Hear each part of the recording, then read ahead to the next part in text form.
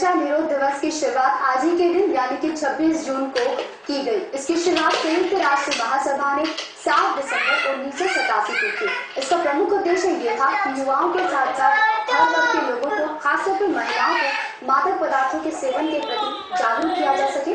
उन्हें बताया जा सके कि ये जो पदार्थ है उनके जीवन को किस प्रकार नुकसान पहुंचा सकते हैं। युवाओं में खास तौर से मादक पदार्थों का सेवन बढ़ता जा रहा है। कारण कई बार ये भी देखा गया है कि दोस्तों के साथ अक्सर स्टैंडर्ड को दिखाने के लिए वो एक दो बार इसका सेवन करते हैं और धीरे धीरे वो इसके लती हो जाते हैं। कई बार तो ये भी देखा गया है कि बच्चे कई दवाओं की स्मेल को लेते हैं और वो इतने आदी हो जाते हैं कि वो कई बार उसको अपना लत बना लेते हैं। साथ ही साथ महिलाएं जो कि घर में कई बार अपने हस्बैंड्स के साथ एक आध बार ड्रिंक करती हैं, फिर उसके बाद ये उनका एक स्टैंडर्ड सिंबल बन जाता है और वो इसे रेगुलर तौर पर इस्तेमाल करने लगती हैं। इसका परिणाम ये होता है कि बच्चे भी उनकी देखा देखी मादक पदार्थों का सेवन करने लगते हैं। उत्तर प्रदेश जनहित गारंटी अधिनियम 2011 की शुरुआत 15 जनवरी 2011 को की गई। उस वक्त इसमें तकरीबन 17 सेवाएं लागू की गई, जिनका उद्देश्य था जनता को सरकारी सुविधाएं समयबद्ध सीमा के तहत उपलब्ध कराना। इस विषय पर विस्तारपूर्वक जानकारी के लिए हमने उत्तर प्रदेश आवास एवं विकास परिषद के additional management representative mister Rajesh Mehtani ji को हमारे स्टूडियो में आमंत्रित किया है। मिस्टर मेहतानी, आपका हमारे स्टूडियो में बहुत बहुत स्वागत है। धन्यवाद। मिस्टर मेहतानी, आपसे जानना चाहेंगे कि उत्तर प्रदेश जनहित गारंटी अधिनियम 2011 क्या है और जनता इसका किस प्रकार लाभ उठा सकती है? देखिए, 2011 से पहले जब ये कानून नहीं आया था तो ये देखा गया कि उत्तर प्रदेश सरकार के विभिन्न विभाग जनता को जो सेवाएं उपलब्ध कराते हैं उसमें कोई समय सीमा निर्धारित नहीं थी सेवाओं को देने की, और उसके लिए कोई सक्षम अधिकारी नियुक्त नहीं थे। और समय सीमा निर्धारित न होने के कारण, सक्षम अधिकारी नियुक्त न होने के कारण, उत्तरदायित्व निर्धारित न होने के कारण जनता को सेवाएं सही समय पर, नियत समय पर नहीं मिल पाती थी और जनता को काफी कठिनाई होती थी। तो जनता की इस कठिनाई को दूर करने के लिए सरकार ने ये नया कानून लाने का निश्चय किया और 15 जनवरी 2011 को उत्तर प्रदेश जनहित गारंटी अधिनियम उत्तर प्रदेश में लागू किया गया, ताकि नागरिकों को जो सेवाएं सरकार उन्हें उपलब्ध कराती है वो समयबद्ध रूप से उन्हें दी जा सके। प्रारंभ में केवल 17 सेवाएं इसके लिए अधिसूचित की गई थी। इस समय नवंबर 2013 में माननीय मुख्यमंत्री उत्तर प्रदेश शासन के निर्देश पर 123 सेवाएं और इसमें जोड़ी गई हैं। तो वर्तमान में 140 सेवाएं जनहित गारंटी अधिनियम के अंतर्गत अधिसूचित हैं और भविष्य में हमारे माननीय मुख्यमंत्री जी का ये सोचना है कि धीरे धीरे सेवाओं की संख्या में वृद्धि की जाए और अधिक से अधिक सेवाओं का लाभ नागरिकों को समयबद्ध ढंग से दिया जा सके, ऐसा सरकार चाहती है। इसमें कौन कौन से सरकारी विभाग आते हैं? इसमें बहुत सरकारी विभाग आते हैं। उदाहरण के लिए चिकित्सा शिक्षा है, वन विभाग है, खादी एवं ग्रामोद्योग विभाग है, उच्च शिक्षा है, वाणिज्य कर है, मनोरंजन कर है, आवास एवं शहरी नियोजन है, कृषि है, प्राविधिक शिक्षा, ग्राम्य विकास, दुग्ध विकास। कहने का तात्पर्य यह है कि अधिकांश वो विभाग जहाँ से जनता को कोई न कोई काम पड़ता है वो अधिकांश विभाग इसमें ले जी। और अगर जनता का कोई काम नहीं हो रहा है जो समय सीमा निर्धारित की गई है, तो ऐसी स्थिति में क्या करें? देखिए, इसके लिए पहले इसके प्रक्रिया हम समझ लें कि ये काम कैसे करता है। तो इसमें कुछ रोल्स दिए गए कुछ अधिकारियों को, उनकी भी चर्चा कर लें, कुछ परिभाषाएं हैं उसको देख लें ताकि समझने में आसानी रहेगी। इसमें सबसे महत्वपूर्ण अधिकारी होता है पदाधिकृत अधिकारी, अंग्रेजी में उसे कहते हैं डेजिग्नेटेड ऑफिसर। तो प्रत्येक सेवा के लिए, प्रत्येक विभाग के लिए, हर सेवा के लिए एक एक डेजिग्नेटेड ऑफिसर नामित किया गया है, उसकी अधिसूचना हुई है।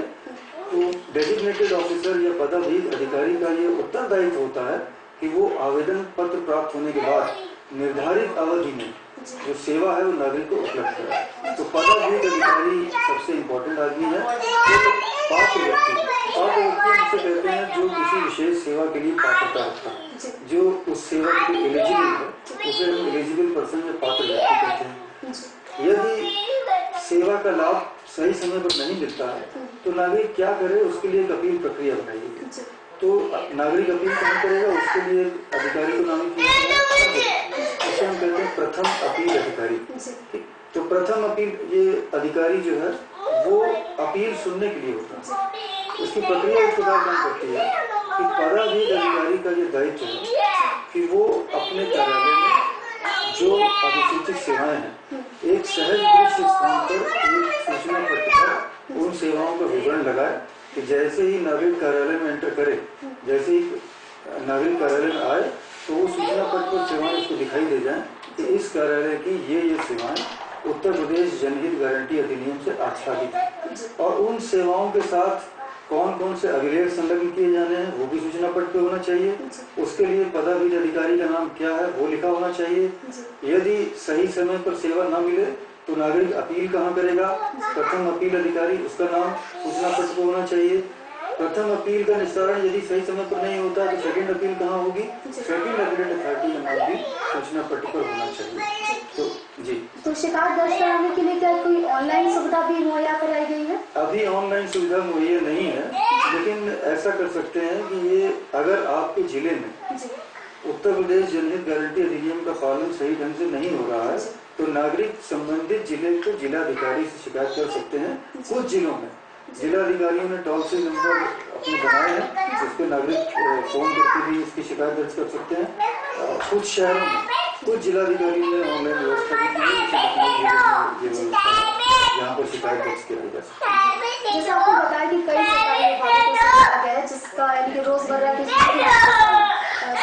है आम मसलन कई बार आय प्रमाण पत्र, जाति प्रमाण पत्र या निवास प्रमाण पत्र बनवाने की जरूरत पड़ती है तो उसके लिए व्यक्ति कहाँ जाएगा और उसके लिए समय सीमा क्या है?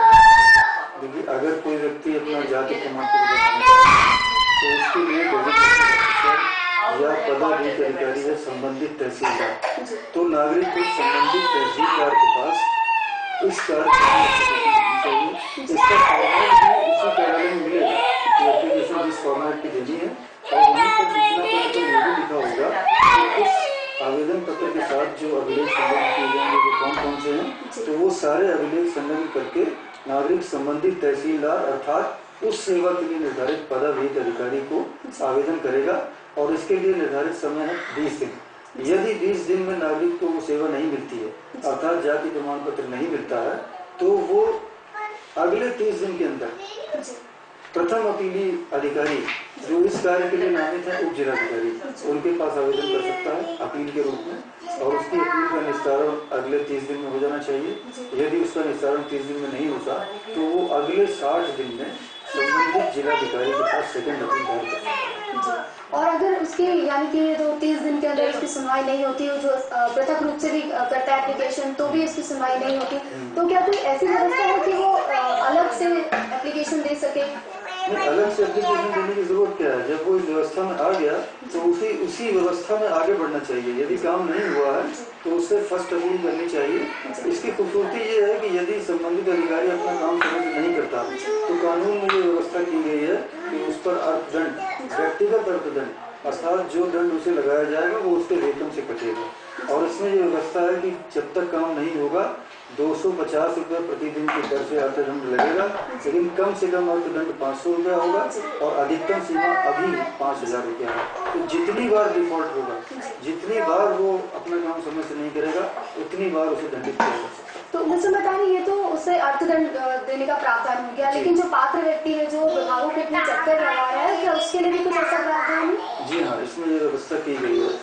यदि अपीली प्राधिकारी को ये लगता है कि पात्र व्यक्ति के साथ शोषण हुआ है, उसे कई बार दबाया गया है, चक्कर लगवाए गए हैं, ये अगर सिद्ध होता है तो नागरिक को प्रतिकर का भुगतान किया जा सकता है। प्रतिकर का भुगतान दंड से जो वसूली गई राशि है उसी में से होगा, तो वो पूरा का पूरा भी दिया जा सकता है या उसमें से आंशिक रूप से कुछ प्रतिकर के रूप में आवेदक को प्रदान कराया जा सकती है। ये व्यवस्था है। तो आवेदक को इसके लिए आवेदन करना होगा या किस प्रकार वो लाभ ले सकता है? प्रक्रिया ये है कि सबसे पहले तो नागरिक सेवा के लिए आवेदन करे और जितने अभिलेख उसमें संलग्न होते हैं वो वहाँ के सूचना पट्ट पर पढ़ ले और प्रथम बार में ही सारे अभिलेख संलग्न करके पदाधिक अधिकारी के पास पहुँचे। पदाधिक अधिकारी का ये दायित्व है कि वो अपने कार्यालय में किसी सुयोग्य अधिकारी की ड्यूटी लगाएं कि वो एप्लीकेशंस को प्राप्त करे, आवेदन पत्रों को प्राप्त करे और प्राप्त करने के बाद उसका एक्नॉलेजमेंट या अभिस्वीकृति नागरिक को उपलब्ध कराए।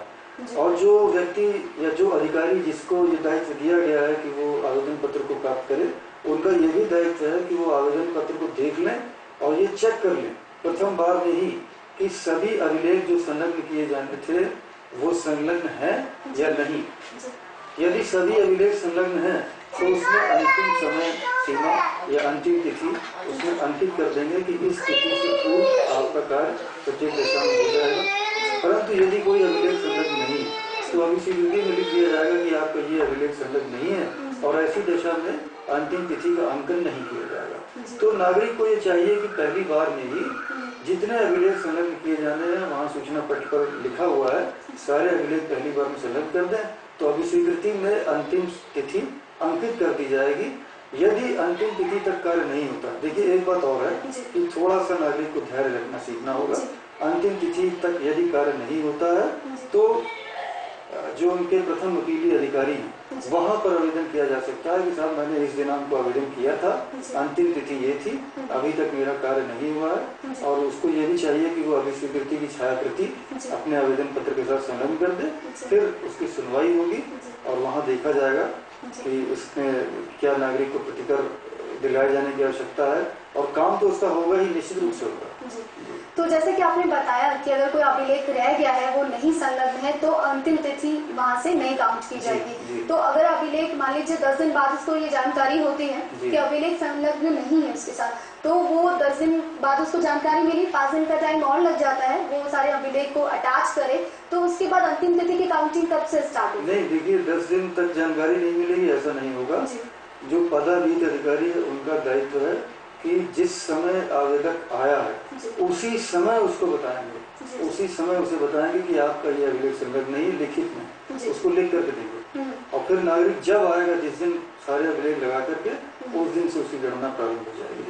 जी, तो और कुछ विभागों के नाम आप बताएंगे जिसमें ये जनहित गारंटी अधिनियम का उपयोग किया जा सकता है? इसमें एक तो राजस्व विभाग है, नगर विकास विभाग है, चिकित्सा एवं स्वास्थ्य विभाग है, खाद्य एवं रसद है, इसके अलावा आपका परिवहन विभाग है। इतनी सेवाएं तो पहले से थी 2011 से। अब नवंबर 2013 में 123 सेवाएं ऐड की गई हैं, उसमें 10 सेवाएं सभी विभागों के लिए हैं जो हमारे कर्मचारियों के लिए, क्योंकि ये देखा गया है कि जब कर्मचारी सेवानिवृत्त हो जाते हैं, अधिकारी सेवानिवृत्त हो जाते हैं तो उनके भी बहुत से काम हमारे सरकारी कार्यालयों में उसमें कठिनाई आती है, जैसे पेंशन है, जीपीएफ की स्वीकृति है, चिकित्सा अवकाश है, तो 10 सेवाएं उनकी भी ले ली गई हैं। इसके अतिरिक्त ऊर्जा विभाग है, लघु उद्योग, श्रम विभाग, आबकारी विभाग, माध्यमिक शिक्षा विभाग, चिकित्सा एवं स्वास्थ्य, महिला कल्याण, पंजीकरण विभाग जहाँ पे रजिस्ट्री वगैरह होती है, लोक निर्माण विभाग, बांट माप विभाग, समाज कल्याण विभाग, पशुधन विभाग और आवास एवं शहरी नियोजन विभाग। ये बहुत महत्वपूर्ण विभाग है। इसमें जैसे अगर ग्रुप हाउसिंग या एकल भवन के नक्शे हैं, गैर आवासीय भवन के मानचित्र की स्वीकृति है, संपत्तियों के नामांतरण है, संपत्तियों के निबंधन है, भवनों का शमन है, तो इस प्रकार के काम यहाँ पर होते हैं। कृषि विभाग है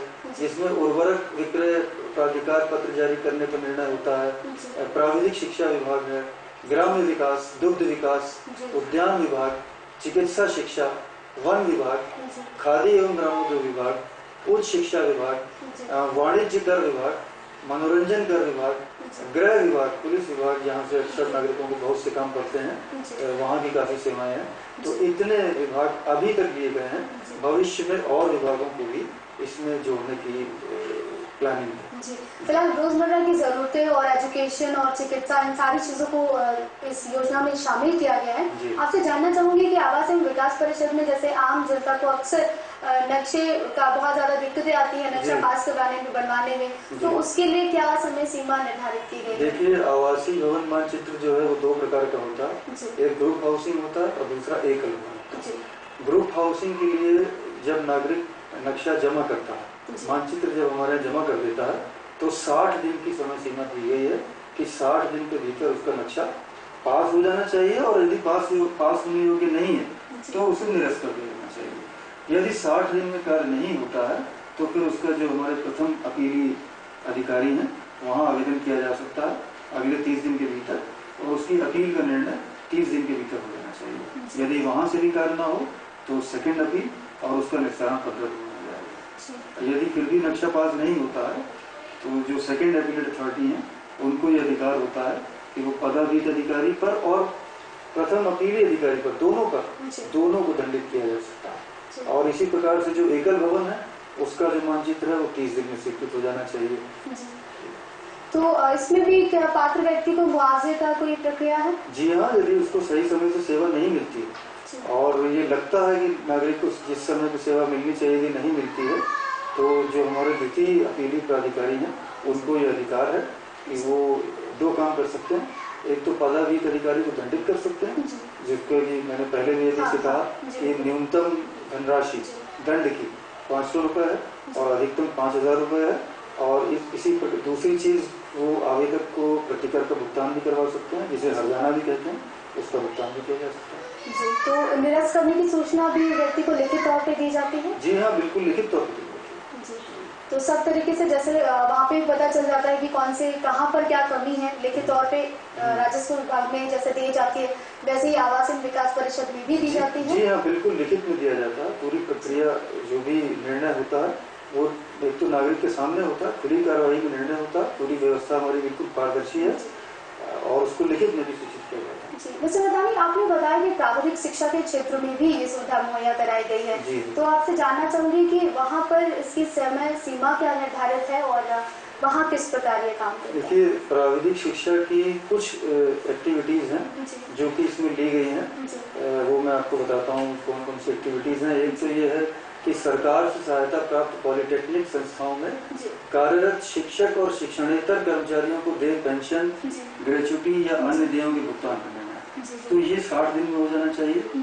दूसरा, सरकार से सहायता प्राप्त पॉलिटेक्निक संस्थाओं में कार्यरत शिक्षक और शिक्षणेतर कर्मचारियों को देय सामान्य भविष्य निधि के संबंध में अंतिम भुगतान पर निर्णय 30 दिन में हो जाना चाहिए। पॉलिटेक्निक संस्थाओं में अध्ययनरत अंतिम वर्ष के उत्तीर्ण छात्रों को डिप्लोमा प्रमाण पत्र प्रदान किए जाने। ये अक्सर शिकायतें आती हैं कि जो अंतिम वर्ष के छात्र थे उनको सही समय से डिप्लोमा नहीं मिला, जिसकी वजह से वो रोजगार के लिए आवेदन नहीं कर पाते हैं। तो इसके लिए निर्धारित कर दिया गया है कि 90 दिन के भीतर उनको डिप्लोमा प्रमाण पत्र मिल जाना चाहिए। यदि नहीं मिलता है 90 दिन के भीतर तो वो प्रथम अपील कर सकते हैं। इसके अलावा जो छात्रों की कौशन मनी है, सिक्योरिटी मनी है, उसको वापस किए जाने पर निर्णय 30 दिन में हो जाना चाहिए। और यदि किसी छात्र का बैक पेपर आ गया तो छात्रों के बैक पेपर और स्क्रूटनी के परिणाम इसको 60 दिन में इसका निर्णय हो जाना चाहिए। ये प्राविधिक शिक्षा विभाग से संबंधित सेवाएं हैं। सर, आपसे जानना चाहूंगी, ये तो आम जनता के लिए हो गया, आपने बताया जैसा कि कर्मचारियों के लिए भी, क्योंकि पेंशन में प्रॉब्लम आती है कई बार, तो उसके लिए भी ये सुविधा बनाई गई है, तो उसमें किस प्रकार कर्मचारी लाभ उठा सकते हैं? देखिए, ये कई बार देखा गया है कि जो कर्मचारी जिस विभाग में पूरे उन्होंने जीवन दे दिया, 32 साल 35 साल 36 साल सेवा की, और सरकार ने देखा कि वहाँ के वो कर्मचारी सेवानिवृत्ति के बाद उनकी पेंशन की स्वीकृति में परेशानी अक्सर ऐसा देखा गया कि आती है, तो सरकार ने निर्णय किया है कि पेंशन की स्वीकृति पर निर्णय रिटायर होने के 60 दिन के भीतर हो जाना चाहिए। यदि ये नहीं होता है तो वो प्रथम अपील प्रस्तुत कर सकते हैं और ये उत्तरदायित्व का निर्धारण होगा। जिसकी वजह से ये नहीं हुआ होगा उस अधिकारी या कर्मचारी को दंडित किया जाएगा। तो ग्रेच्युटी और फंड्स के लिए भी ऐसे ही? जी हाँ, ग्रेच्युटी पर निर्णय 30 दिन में हो जाना चाहिए। हालांकि सरकार का ये प्रयास है कि ग्रेच्युटी इत्यादि का भुगतान उसी दिन हो जाए, जीपीएफ का भुगतान उसी दिन। ग्रेच्युटी में तो बहुत समय लग सकता है, लेकिन ये प्रयास रहता है कि जीपीएफ का भुगतान उसी दिन हो जाए। फिर भी अंतिम समय सीमा 30 दिन है।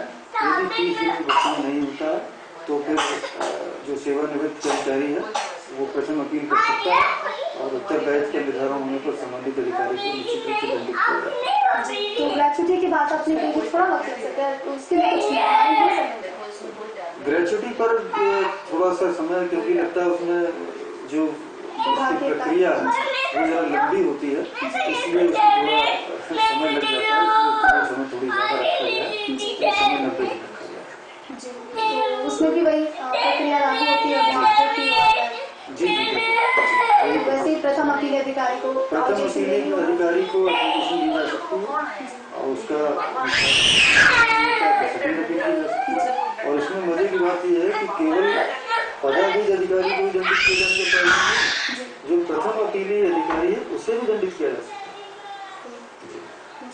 तो आपसे जानना चाहूंगी कि आपने जिक्र किया था चिकित्सा विभाग में भी इसका प्रावधान है, तो वहाँ पर व्यक्ति कैसे इसका लाभ उठा सकता है?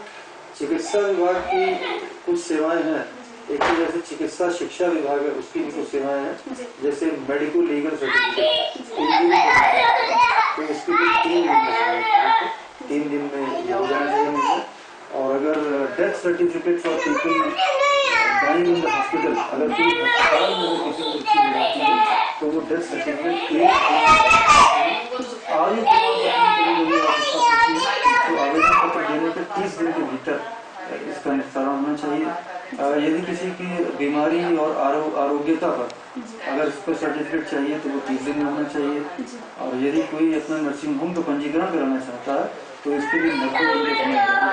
90 दिन के भीतर नर्सिंग होम के पंजीकरण पर निर्णय हो जाए, अर्थात यदि पंजीकरण होने योग्य है तो पंजीकरण हो जाए, और यदि पंजीकरण होने योग्य नहीं है तो निरस्तीकरण निरस्तीकरण की सूचना वो साथ साथ दे दी जाती है लिखित तौर पे, या उसमें कुछ वक्त लग जाता है? नहीं, लिखित तौर पे 90 दिन के अंदर, 90 दिन तो अंतिम समय सीमा है, ये काम और जल्दी भी हो सकता है। 90 दिन तो अंतिम समय सीमा है, इसके ऊपर 1 दिन भी नहीं लगना चाहिए। जी, तो मिस्टर मेहतानी, आपका हमारे स्टूडियो में आने का बहुत बहुत धन्यवाद। आपने दर्शकों को इतनी महत्वपूर्ण जानकारी दी, इसके लिए आपका बहुत बहुत धन्यवाद। 17 सुविधाओं के साथ शुरू हुई जनहित गारंटी अधिनियम योजना। सन 2011 में इसकी शुरुआत हुई 17 योजनाओं के साथ, और अब इसकी संख्या 140 हो गई है। सरकार की कवायद है कि जल्दी ही इसमें 200 योजनाओं को शामिल कर लिया जाए, ताकि जनता को सरकारी विभागों के चक्कर ना काटने पड़े। इस महत्वपूर्ण जानकारी के साथ हम आज के कार्यक्रम का यही समापन करते हैं। आपसे फिर किसी दिन मुलाकात होगी किसी और टॉपिक के साथ। तब तक के लिए मुझे आज्ञा दीजिए। नमस्कार।